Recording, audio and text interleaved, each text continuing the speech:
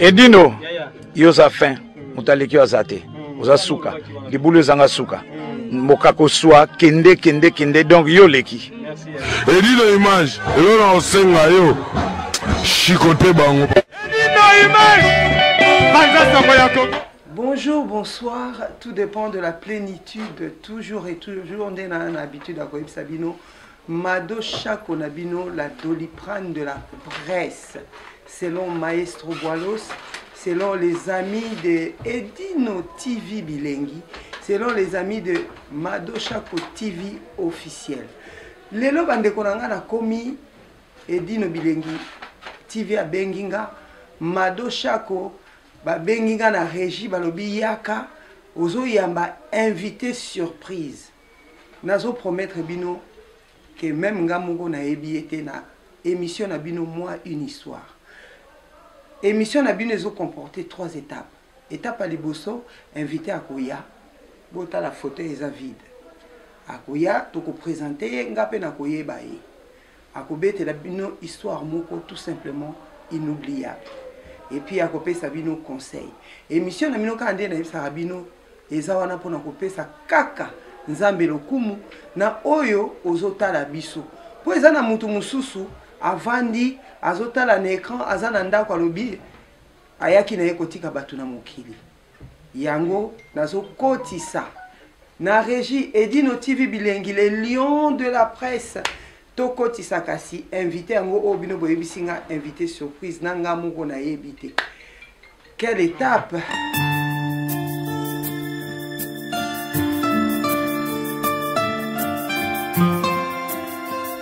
Hé! Mami! Bandego malgré Corona, mais tout ça, Mami!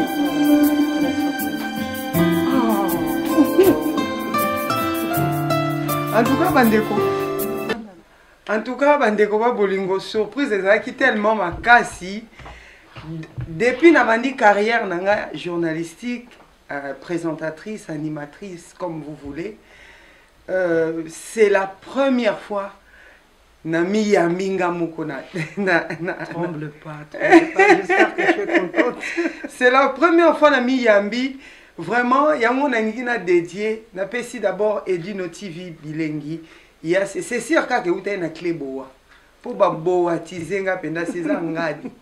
Tout le monde est d'accord. Quand on a le baka, na suka beta ngonde nini. Hein? Et vous avez na suka beta ngonde nini. Tout le monde est d'accord et ça restera ainsi jusqu'à très longtemps. Bon, excusez-moi, naza ému. Donc émission Oyo. Nao dédié à mon abama passa nyos. Bama passa nyos ya mokili. Nakanisi les 2 jumelles de Paris. Nakanisi bama passa o ba perda moko na bango. Nakanisi ba papa na ba maman ma passa. Et vraiment nakanisi pe lisusu Martin Fayulu m'a dit ndenga yambela kibiso pe bama passa par rapport ya bama passa o bakufa ki likolo kaka ya makamamboka. Donc vraiment naza vraiment très ému. Vraiment naza ému. Merci Martin Fayulu Madi du président Nabiso. Maman, quelle surprise. Oh yo kanina Edino TV Bilengi vous ça na pranks. Neto monana hein.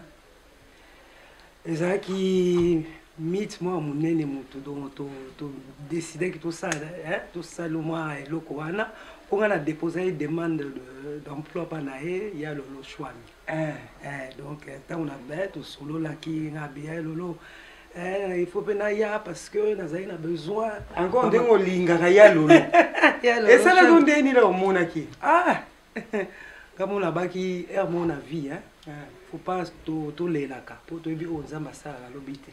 Et ça nous ndenge mi balé à yambi. Muninga yambinga parce qu'en fait c'est une histoire comme tu l'annonces toi-même aussi bien. Et il y a des choses dans notre vie qui nous arrivent tous les deux qui sont tellement épatantes que j'ai tenu quand même à venir partager 2 ou 3. En tout cas. Et c'est pour ça qu'on t'a fait cette surprise là. Ah bah dis donc, ça c'est toi, tu aimes les surprises. Non, c'est Yalolo Chouami, j'ai bien dit, c'est Yalolo Chouami. En tout cas, comprenez que c'est Wayambo, première dame. N'a bien qu'à première dame parce que après Nzambe, c'est elle là. C'est mon autre. D'être au Baka, c'est... Et vous allez amusant, hein, parce que sont maïs au Koutané à Bongo. Maman, pourquoi benga plusieurs fois par jour? Et ngapi na kokarate so qui n'a eu au téléphone. Bah, c'est vraiment déjà pour dire Kobota ma jumelle. Bon, na habité un so qui Kobota ma leki alandi et zandenge moko, mais Kobota ma jumelle les a na ba angoisse moko qu'on vit tous les jours. Ouais. Je pense que tu ressens pareil. Et puis regarde ta Yozanga. Dans la Zayo, tu es mon autre. Donc voilà. Et je t'aime tellement. Oui, aux ans, il y a une question. Mais je suis tellement ému. Je suis question. Bon, en fait, on m'a annoncé que j'avais une invitée surprise. Oui. Et je ne connaissais pas cette invitée. Et je devais lui questionner pour moi une histoire.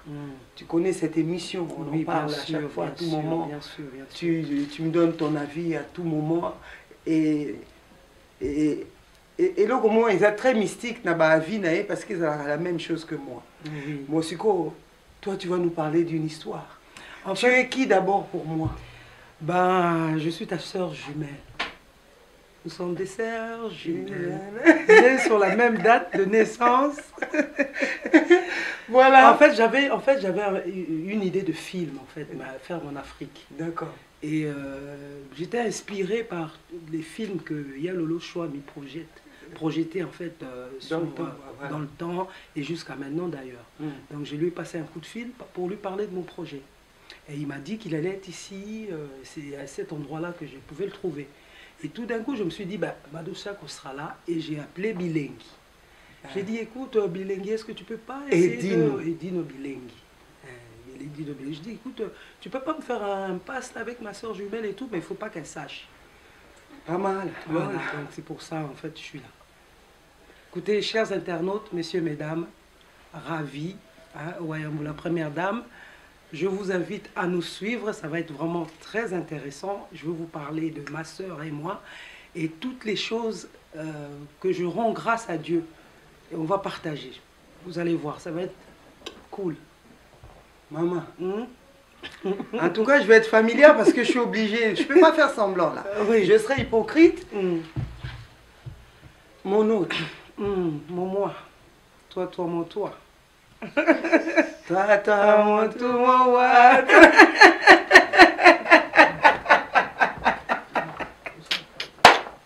En tout cas, les lions de la presse. Donc vraiment, Bandeko Bolingo, ça va être le plus beau des émissions que j'ai fait depuis que j'ai commencé ma carrière. Oui. Donc il y a un azo quand ça même Adi Loba, Adi Londolé, Nakanisi il manque plus que lui. Voilà, parce que lui Boigna, Nakanisi, Bao Yonyoso, Pesanga Posa Musala Oyo, Tilelo, vraiment, eza émission ya kitoko. Émission au pena na kozala ngai penza nazala ngai na ba émission mususu mais au bokomona na baka mususu na botika na komona te pa Mado Chako. D'ailleurs quand tu as parlé de Yadi, j'aurais vraiment souhaité qu'il soit là. Ah oui. Parce que lui il nous connaît. Ah oui. Oui. C'est quoi mami t'as la caméra? Oui. Oyo azawana azo kanisa net TV na Yesuki. Non, Esukate. Oyo azawana alobi ke ayaki kotika batu na mokili. Waya. Histoire nini oyo viva ya makasi na vie na au moins une histoire. Ndeka na zo sabino ozala chrétien ou pas. Osambela ou pas. À partir du moment que Nzamba permet yo lingande kono ndenga na lingaka oyanga. Ndena to lingaka bana na biso, ndenge to lingaka papa, to lingaka ya César Ngadi, ya Lolo Chouami, balobi Mia avant ndi wana to lingaka mingi. Mia Pedra. Je danse le Mia. Je danse le Mia. De to lingaka ye, to lingaka, balobi Ade Diogo. Bagou danze. Yebe na bagou. Donc soko lingo late lamba kitoko, sapato kitoko, Ade Diogo. Balobi mingi ta nsiku mwana na biso lelo kuto anniversaire ya Kiv Bapa.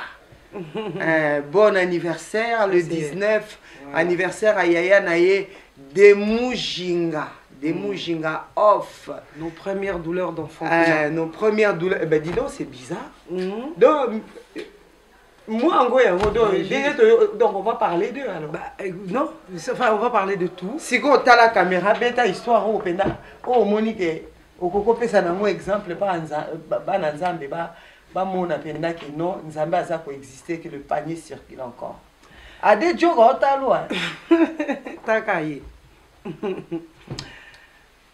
Si je suis là aujourd'hui, justement, c'est pour vous dire, l'espoir fait vivre. C'est pour vous rappeler que la foi est faite à la béton. Parce qu'elle est une ferme assurance de choses dont on espère une démonstration. Ndima kakayo komona. Et par rapport à tout ce qu'on vit, bah, obstacle, noir et à vie, et ça peut rappeler bisoke, parce que toi vivant et vivante. Mais lobby, nzambe mutayebaka. Soki lelo naza awa pour justement ma soeur vient de parler de nos filles, de nos naissances. Nazalaka par rapport à tous les obstacles oyo to vivre na vie. Eloko oyo nzambe akamwisaka nga na vie nanga. C'est vrai, liwa ya mutu, to perda papa, to perda mama. Wana eza nango loi, mutu to akufaka. Mais ba surprise o ebatamaka, eza to ma pasa boye. Na obeta bino to ba anecdote eza ebele. Mais nga moko ekamwisaka ngai. Et tant on a vivara makambo wana, naloba le panier circule encore. Voilà, donc. Et qu'est-ce que ça te rappelle le mois d'octobre? Le mois d'octobre, ils ont rappelé biso déjà et on a nos premières naissances. Nos premières naissances. Ah! Nous sommes mystiques. Voilà. C'est quoi? Nos premières naissances? Nzamba kena biso ti yopo bota na octobre nga pena bota na octobre. Avant c'est quoi? To bota toi ko beta solo octobre. Voilà, et on to bota to lingi to oko beta histoire ya na ngina beta histoire na biso bon, les toza basi hein. Tango to bimaka ba règle. Tango to réglaki. To régla mukolo moko na air moko. Donc ezaka très mystique. D'abord, on a vu bakata ba couleur. Tokanisi leki na biso Blaise DGC Blaise Family leki na biso mobala landa biso un beau garçon botala kaka ndeka biso tozali. Yesi ko oya landa biso ko mona e Blaise. Voilà. Yepe assistant à mukolo makasi. Donc tozaka na 12 ans. Mukolango to kutani tozaika na ndako tozosaka na boye. Avant wana ba papa ba no bangisa biso. Wa ba papa bazo bangisa biso mobali soka simbio kaka boye. Ozuizemi. Soki boye. Oganga. Biso pe to mesana ki bongo mba moko to yeko bima ba règle. Oh. Chaque fois tel na makolo boye ba makila. Yeba tale makila. Oh. Tongi to kufa na biso. Leki na so ndo saka na babale na ili bana na baninga na e. Toye, tu as 12 ans, tu bengiye. Blaise, viens. Yaka, toniki to kufa. Ibe, na bomwa na nyo so, ken na biso na chambre. Tu epesi, tu zui ba doliprane. To meli, to tandami na mbetu biso mbale, to kangi miso. To lobi yo zala wana, soki to kufi, oke ko benga baboti. Allez, muninga. Oh, to bando benga na muninga. Lelo koma mama, na rappelé que chambre na biso ezalaki ka ndenge ezalaka mbetu awa commode na kati siko tozalaki soki le ka papa na mama so ba simbi yo ba encore to kolaki minene ba tai penza so kaka mobala simbi yo zemi wana ata na mama tanga so mwika ndenge bat balala na matanga bo mwana mobali bi oza na libanda simbi yo mwana atienga zemi même na ba classe to ba classe mwana mobali soko zo kaka pembeni na nga toke papa azalaki pembeni na biso peut-être zemi koti sikoyo na ndenge pe wayamba ekokoma to bengile kina so to lobi te ndenge makile bimi boye peut-être basimba kibiso to yeba kite do to kufa kaka to kufa kaka po papa za matata mingi mama ko silika to bengi siko Blaise azala témoin Blaise pa ye wana banosaka na baninga na ye allez ya nini yaka yo meli doliprane moko po boma biso to lali boye biso siko to tandami wana mbe siko leki azozela siko soki to vandi to talani nako kufite siko Blaise akomi il faut ça la biso na il faut na beta bili bon zela esumuki to lali totalani isusu to kufa kaka te Blaise abandi kotomboka tomboki siko mama tozali na ndako etage chambre likolo siko mama siko azoleka na se mama bi yango bana ba osani na leki na bango mbali wa tozali na misato ka yo nanga na Blaise après siko tobi na Blaise tolala lisusu tolamuki lisusu mais tu sokufa tendeni tu comme Blaise calme toi Blaise to mele sona mwanda mamai peut-être qui se koti bien to mele sou mai to la Blaise abia ya cette fois so beaucoup vite ngana kena ko beta bili nanga elle beaucoup kufa ay to kufi Blaise atali ke to kangi misu bien azozela to kufa mokili sikoyo mbala moko ekosala ke mama siko habite il faut mata atala eloko nini ezoleka likolo kuna aye kuna tanga ofungula ka chambre boye Blaise akomi mama bazokufa te navandaki nanga balbi bakufa bazokufa te mama bime makambo ngo kokufa bandi ndeni ebo bakufa ka boye botie programme te il faut bakufa bamelaki bakisi ezalaki maman habite problème ezali bolo non qu'est-ce qui se passe biso basimbi biso te moko kaka makile bimi biso mama to lapi penda to sake loko vandika bamoyi banyo bima biso seka en plus en même temps siko papa na mama batalani papa mama bengi papa bien Antoine kuya parce que problème ezali papa yeko ya nini biso kuna toyebi kaka bazobeta biso so mpe bazoboma biso toyebi te tovandi kaka do neti ke lokwa tokufi te pandezo na biso ezoya tomona kaka bama pusa mpembe na bi Antoine makambo eza wa bana motu ata bekatani abi nini bana na ngai papa tomboli ekomi fete comme bayebi na biso pembeni batata mwasi po biso to batetela batata mwasi bayana zambile longole siko nga na moni komi fete ngabi donc mama kileka kapela komi ki donc nazoseka plaisir ke bakobeta ngate ebaluki koseka kwa buka na koseka tina ndenge baye kolakisa biso mama tindi biso bastobo ndenge kosukola ndenge ya kolata garniture bapesi biso bako batata mwasi babini balambi basoso ka ndeli salamaka. Voilà, pourquoi j'ai relaté cette histoire. Voilà. C'est eloko ya tango moko tobimi makila mokolo moko ngaza ngase ata naza na problème mobo so na vandi na loba ata kuti mapasa ngo. C'est extraordinaire côté na mona sous force nzambe. On a vécu beaucoup de temps. Tala mkoneti ngana bota. Yo keno Kinshasa ya adi londola e biango. Adi londola azalaki. Hein, je t'embrasse. Hein, ya you en passant. Ya adi mutame manga kuti na hôpital. Akenda kuti kozwa oti na aéroport. Chaque fois que Kinshasa ngana tikali na zemi.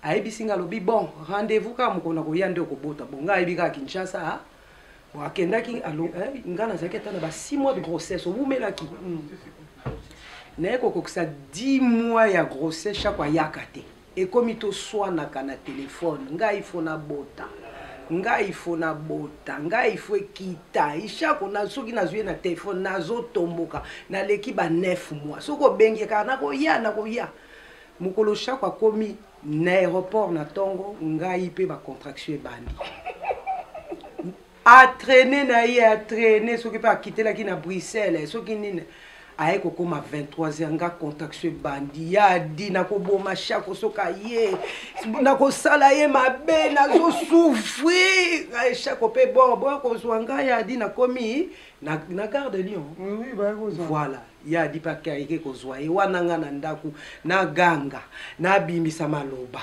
na loba na finga ye soka ye bo nga na ko sala ye aye kokoma normalement fa na bota na Orsay tellement nazaki na Evry nakenda kobota na hôpital à Evry tant ka chaque fois okoma boeba tant penga pe tozo matape ascenseur ya di kuna na muguba ba memangai chaque kuna okobimisa ko banga te nga bindoki soki yo yaki na vina nga okozwanga te lelo komona zilaka na bota tokomi na hôpital na komi bobimisa ye na ninga kota kuta na salle d'accouchement te na yete médecin ba bien bon médecin ba bien bon yoka chako lol oebingate bota kuna alemba mona ndenge mwana yaki kobima chaque azuye na mabo en tout donc cas ba phénomène nyoso wana nde sala nga ke na mona nzambe merveilleux et puis nande abeti histoire ba cycle menstruel bana na biso pe liboso aboti na mois d'octobre nga pe na boti na mois d'octobre